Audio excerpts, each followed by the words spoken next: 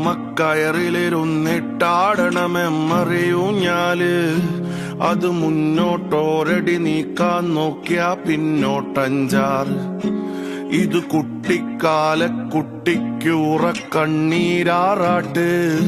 അത് കുത്തിയൊലിച്ച് നനച്ച് നരച്ചൊരു തീരാ നീരാട്ട്.